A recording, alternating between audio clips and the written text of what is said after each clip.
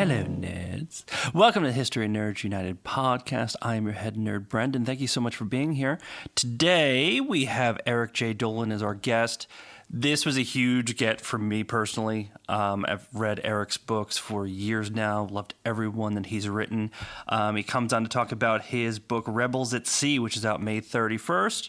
Loved it. You're going to love it. Trust me, get a copy. We also talk about his other books, dive into the fact that he's been an author for years and how did he make the transition to doing it and all the things that you need to make that happen. Wide-spanning conversation. Had a wonderful time.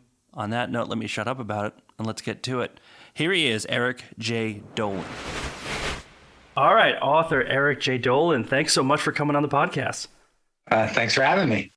One of my favorite authors. I'm really excited to talk to you about this stuff. And I'm going to jump ahead. One of the reasons that you're a great author is because the type of history that you write isn't necessarily the one that I would read. Like, I really like that straight narrative history, pick out one little thing and just run with it for a couple hundred pages. You write, especially recently, epics, like these bigger books. I mean, when you're looking at something, and I'm sure you've probably cut a lot, right? But your last few books are, past 400 pages and things like that. Mm-hmm. How long does it take to do the research, to do the editing? Like, what's your process for that look like? I love epic stories. I seem to gravitate towards them, but I keep telling myself I want to write a book about one person or one event. My new book coming out in May, but Rebels at Sea, is about the American Revolution. So it's much more defined. It's only an 8 or 9 year period that I really dive deep into. A lot of my other books have spanned 3 or 4 centuries, and it does make it more difficult in a sense to maintain the narrative thread and to keep the reader interested when you're covering such a broad expanse of time. So eventually, someday, I hope I will come up with a topic that is just one person or one battle or one event, and it'll allow me to really dig deep and do character studies on individuals. Because one of the things that you can't do when you write a book that spans 3 centuries is you can't go into a really great amount of detail with any one character. So every 10 pages, you have a new suite of characters.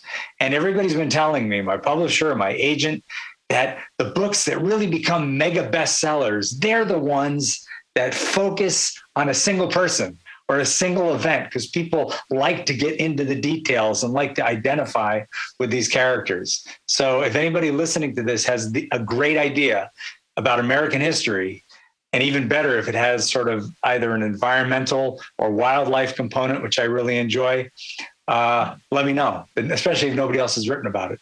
But it's very hard finding those topics. Well, I mean, that's the thing. You talk about the environmental side of things and everything like that. So I want to rewind real quick. You started, like me, working with the government and things like that. So I was wondering, can you just explain to me in 3 easy steps how I go from working with the government to being a best-selling author? If it's 4 steps, that's too many. Just forget the whole thing then. Unfortunately, it's not easy, but if I had to pick 3 things, the most important thing, and this is sort of a compound thing, is drive, determination, sprinkled with some talent, writing and researching history. So if you don't have the basic drive and compulsion to do this, you're never going to get off square one. And part of that is not being afraid of failure. I have a file cabinet full of rejection letters.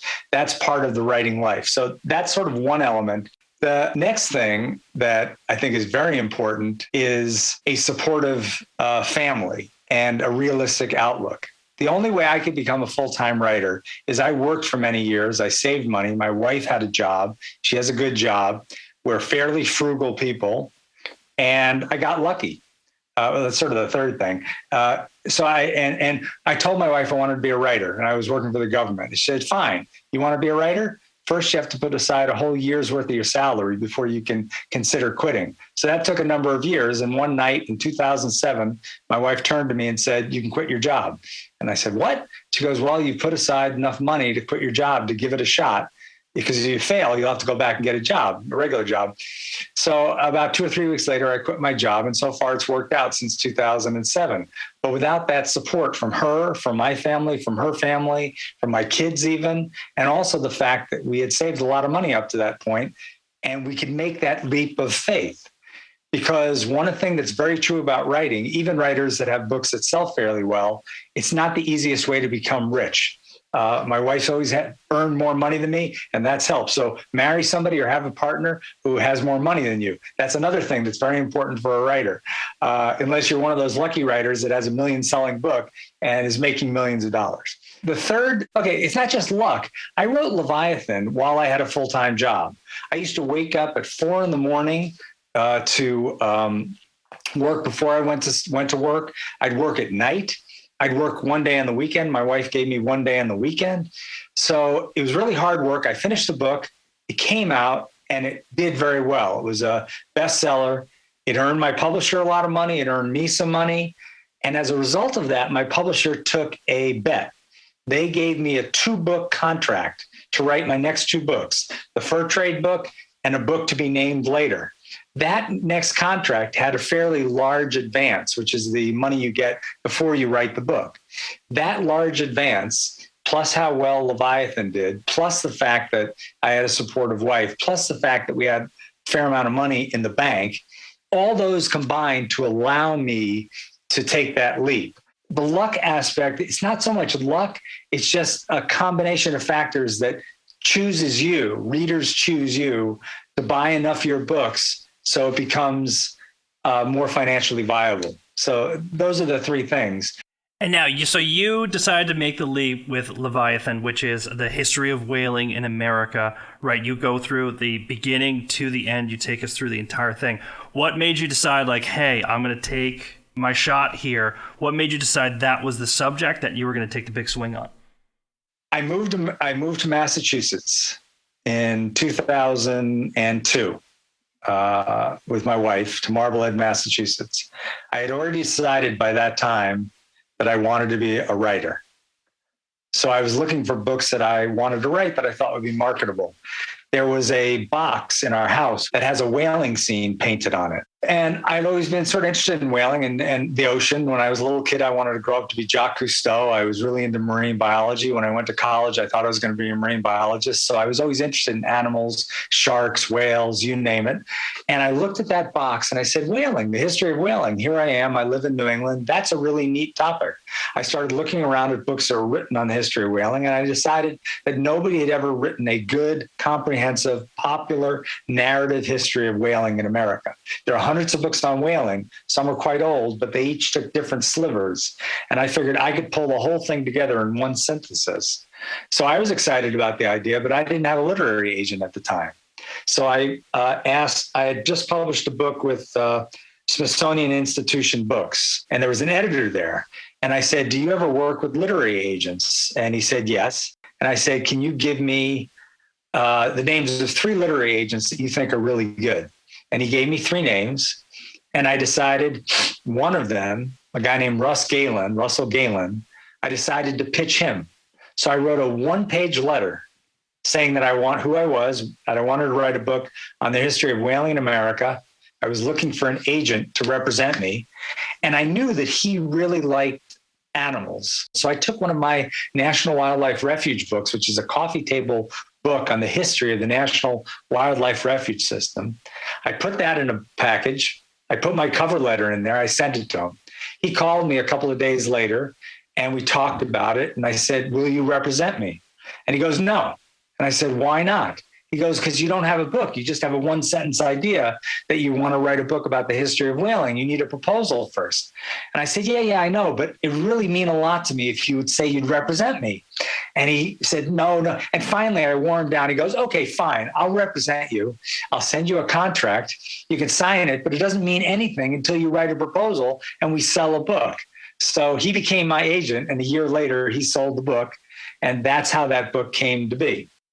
And I mean, for Leviathan, I have to ask this because it's a very comprehensive history. And yes, it's coming. I am a child. I am a teenager in my brain.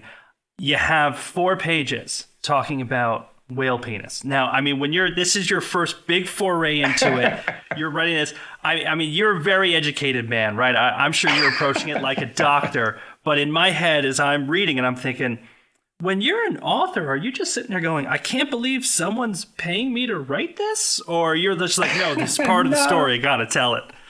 Well, it's more the latter, but yes, there was the prurient nature of it. There was a little boy in me. I mean, our culture focuses way too much attention on phalluses or penises, the number of jokes, comedians and stuff like that. So it's a topic that's in the zeitgeist. And it just was fascinating to read about that. And also because there were questions about Melville's sexuality, it interested me a little bit more.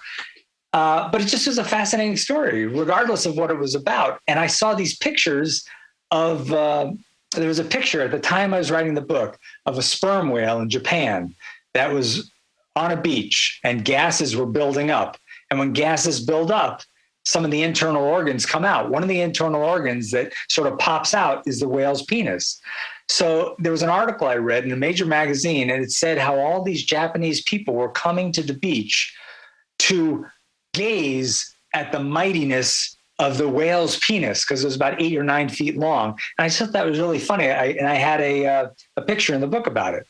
So I approached it from an historical perspective because it's something that was mentioned a lot in the history, and Melville wrote about it. But also a little bit of it was, the kid in me, for lack of a better word, it was titillating a little bit.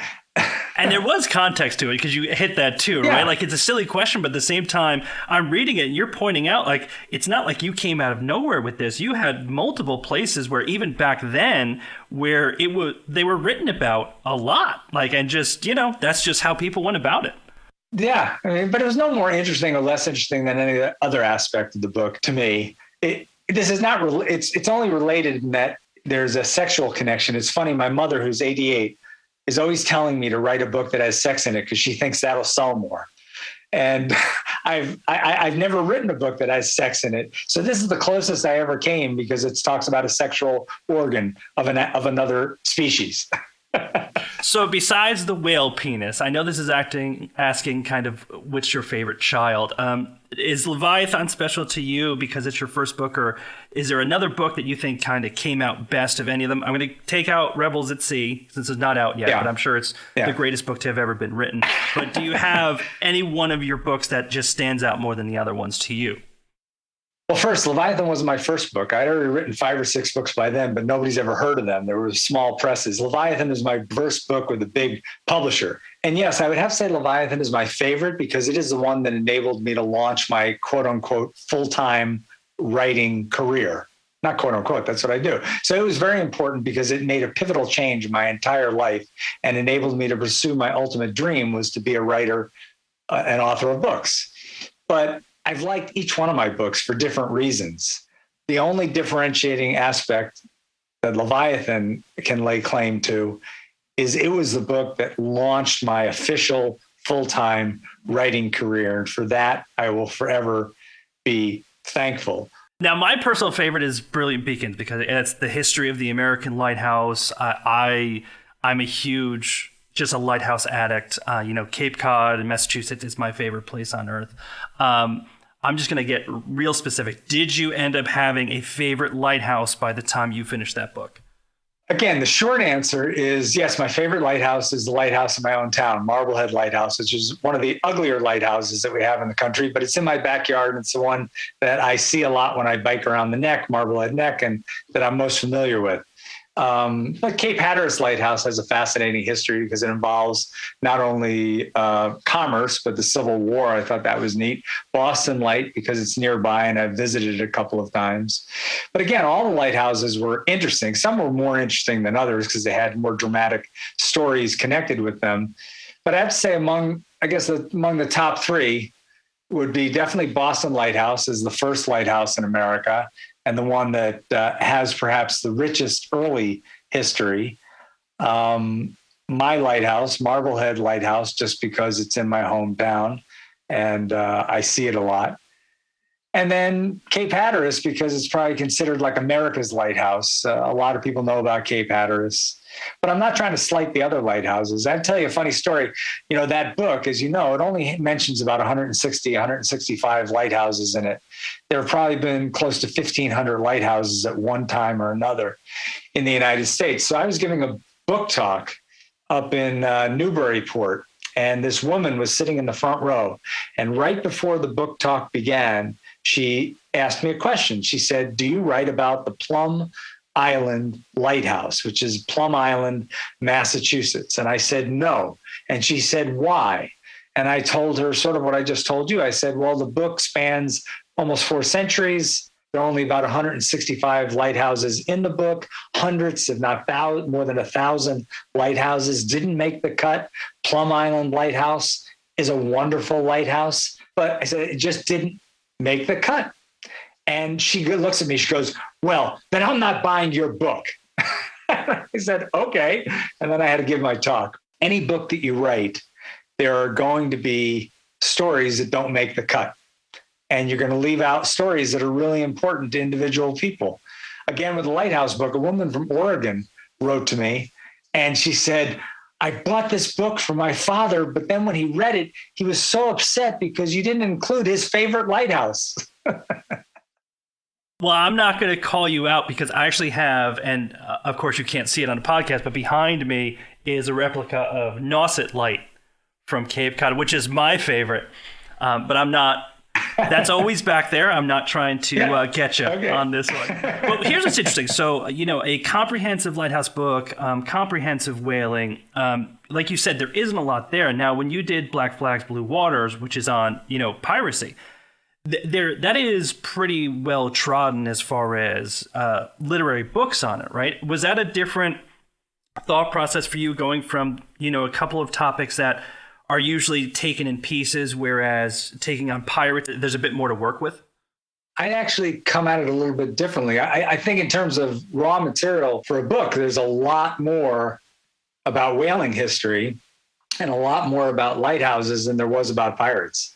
There are quite a few books on pirates, but I approach it the same way. Luckily, when these pirates were very active is right when the United States or the colonies started having trials, piracy trials, and they started keeping records, transcripts of those trials. So that was a great source of information. I would say that there was less information because no pirates wrote their own memoirs. I wish they did. I could have extracted from them, but a lot of lighthouse keepers wrote about their own lives, and a lot of whaling individuals, people involved in the whaling trade, wrote about their own lives. So the real problem with any of the books, including Black Flags, Blue Waters, was not getting enough information. The real problem was deciding when enough was good enough and which sources I needed to use. So even with piracy, where there are a number of books on it that I could use as resources and a number of primary materials, there was still more there than I could possibly use in the book. If I ever pick a topic where there's very little information, that'll pose a real challenge. And if there's too little information, I wouldn't be able to write a book. So I prefer writing books about topics for which there's a lot of history to draw from, because then I can weave my tale the way that I want to. Well, it's also interesting, too, besides, the oceanic connection of a lot of your books, too. Like, by the time you write A Furious Sky, I remember reading that one and thinking just, you must have collected tangentially a bunch of information, just like you're looking at whaling, right? You're looking at pirates, you're looking at lighthouses. It almost seems like when you do A Furious Sky, which is on, hurricanes in America, it almost seems like it builds up to that, where you're going to have a lot of information already. When you get your topics, is it because they're born out of previous topics, or do you start from scratch, you find something interesting, and then you just go for it? Both. Whaling, I already told you how I got the whaling idea. When I was working on the whaling book, I read a book on the founding of New England by, I think it's James Truslow. And in it, he had a sentence where he said that the Pilgrims relied on the Bible and the beaver for their survival. And I knew what he meant when he said the Bible, but I had no idea what he meant about the beaver. So I started doing reading, and I discovered about the fur trade and how important it was to the Pilgrims. That is what led to me writing Fur, Fortune, and Empire, the epic history of the fur trade in America. While I was working on the fur trade book, I had a chapter on the otter and seal fur trade with China, which I knew nothing about. But that's how I found out about it. So that's what got me interested in writing When America First Met China, about the China trade. Now, it doesn't happen like that with every book. For Brilliant Beacons, the one that you like the most, that topic actually was proposed to me by my editor and the head of sales at W.W. Norton. So I didn't come up with that idea. And when they proposed it to me, I didn't know a lot about lighthouses. So I had to take a month or two to read a bunch to find out if, in fact, I would be interested enough to write a book on it. Another book that I didn't come up with the topic for was A Furious Sky, because after the dramatic hurricane season of 2017, my editor again and the head of sales at Norton said, hey, we need a book on the history of America's hurricanes. And Eric Jay Dolin is just the guy to write it. So they reached out to me. And again, I went off and I read a bunch and I said, yeah, I can write a really good book about this line of history. So those are the only two books I didn't come up with the topics for. With Rebels at Sea, it's kind of interesting. I had proposed writing a much broader maritime history of America. My editor came back and he said, that's too big of a project. Can you pick out one thing in this broader maritime history that most interests you? And then I thought back to Black Flags, Blue Waters. And when I used to give talks on Black Flags, Blue Waters, a lot of people would ask me about privateers, thinking that privateers were basically just like pirates, which they're not.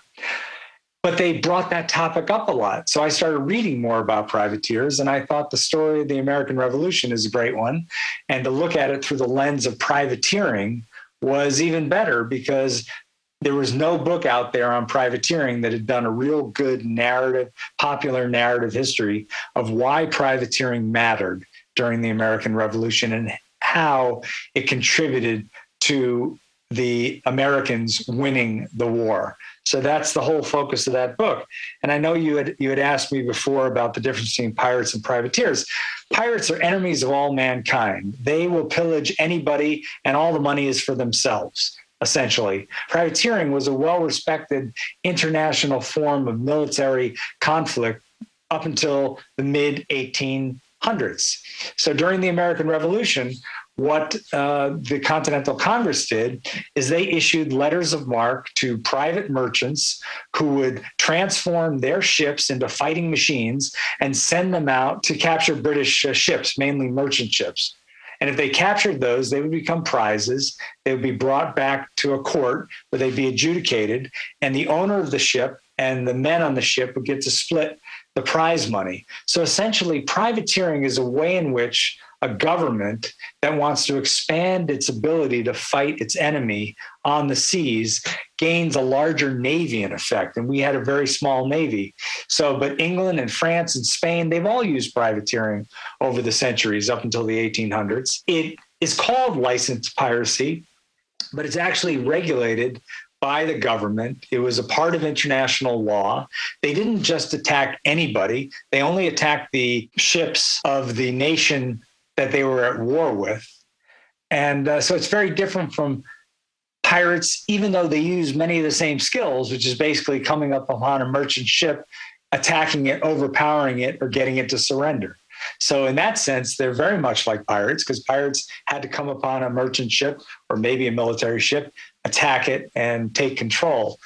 But the framework within which pirates operated, who are apart from society, outcasts of society, and the framework in which privateers operated are quite different.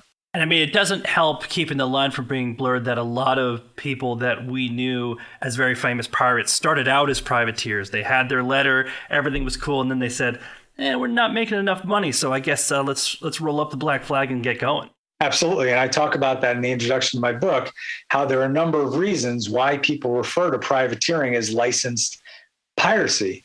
And I have a very detailed argument in my introduction that's also fun to read, I think, about why that's not accurate, about why people would think that, which is partly that because there have been many instances in the past during the War of the Spanish Succession and other wars, a lot of privateers returned to piracy after the war was over.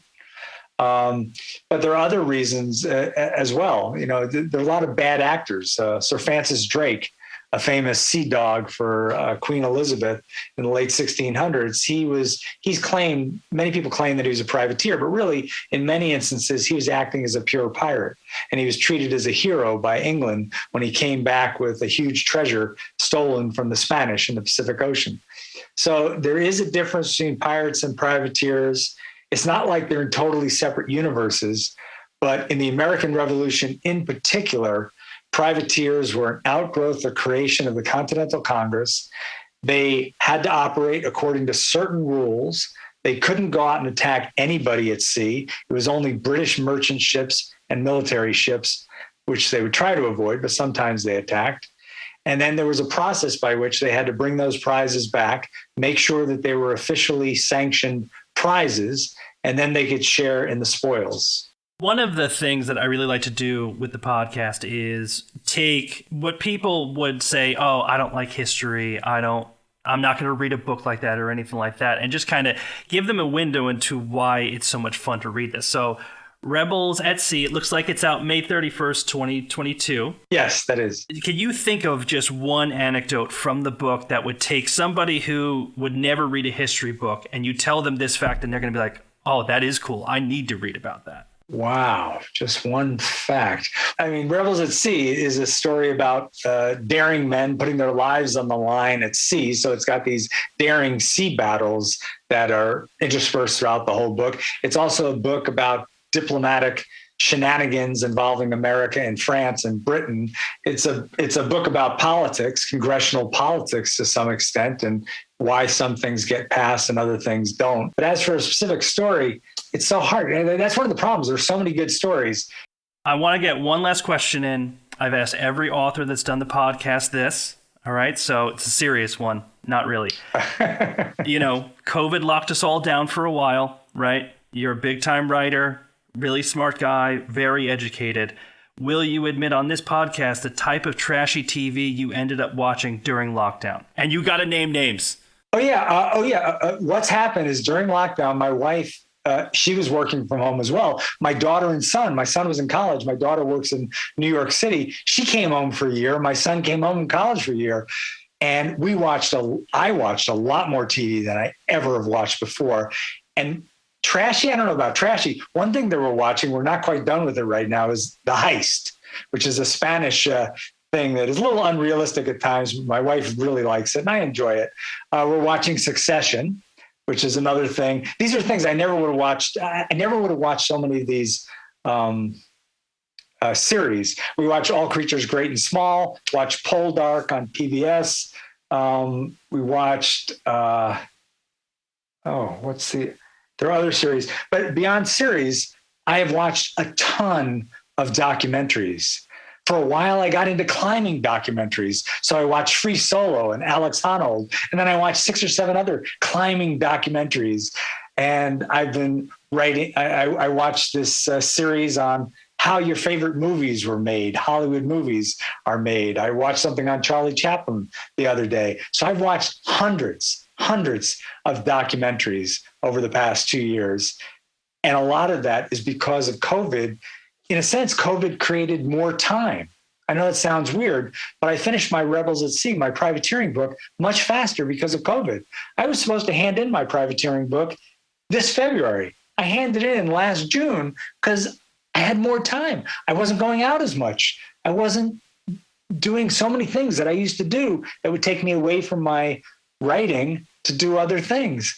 And I also had more time to watch TV, and it's been great.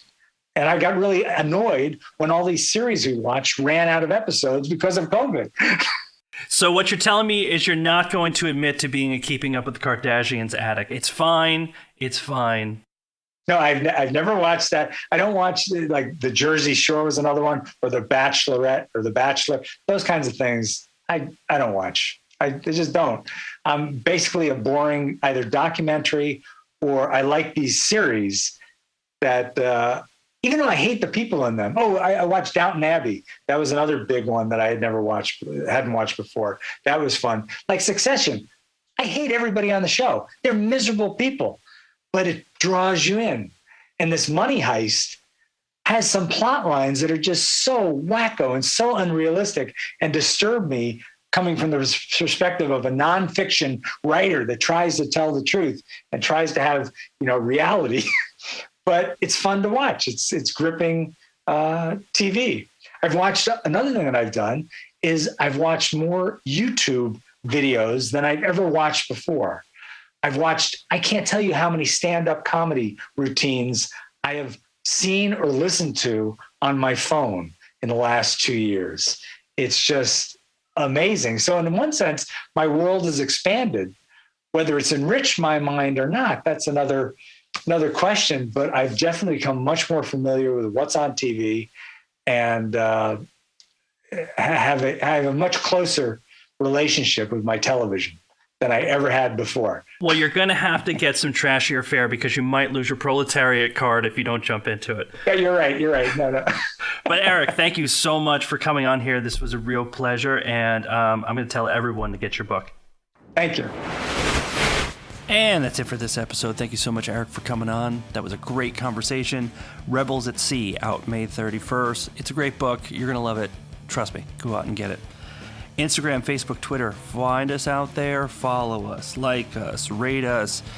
Email us. Tell us what you like. Tell us what you don't. Leave those comments. We want to hear from you. We appreciate you coming on this journey with us. Can't wait to talk to you next time, nerds. Later.